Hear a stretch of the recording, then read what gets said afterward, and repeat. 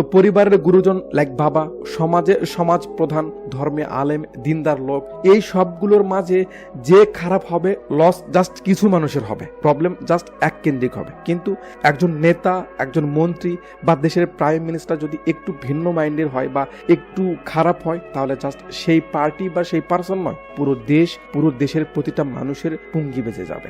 আমরা সাধারণ মানুষরা ঢিল আর দেশের প্রধান পুকুর, আমরা পুকুরে ঝাঁপ দিব, পানিতে রিয়াকশন হতে হবে, পানির ঢেউ তীরে আসতে হবে। যদি পুকুরের কোনো রিয়াকশন না হয়, ঢেউ কিনারায় না আসে, তাহলে বুঝবেন পুকুরে পানি নেই, শুকে কাঠ হয়ে গেছে, যে কাঠের আগুন পুরো দেশকে জ্বালিয়ে দেবে। যদি মনে করেন দেশ আপনার, এই দেশের মানুষ আপনার, তাহলে এই দেশকে বাঁচানোটাও আপনার দায়িত্ব। ভুল মানুষকে ক্ষমতায় বসালে এর ফলাফল আপনাকেও ভোগ করতে হবে কখনো না কখনো। যদি কাউকে আপনার সঠিক মনে না হয়, তো আপনি নিজে সামনে আসুন। আপনার মতো সৎ মানুষরা যদি সামনে না আসে, তাহলে খারাপ মানুষরা জায়গা কেন ছাড়বে? অন্যায় দেখলে প্রশ্ন করুন, চাই সেটা সরকারকে হোক, পরিবারকে হোক বা ধর্মগুরুকে হোক, জাস্ট প্রশ্ন করতে শিখুন।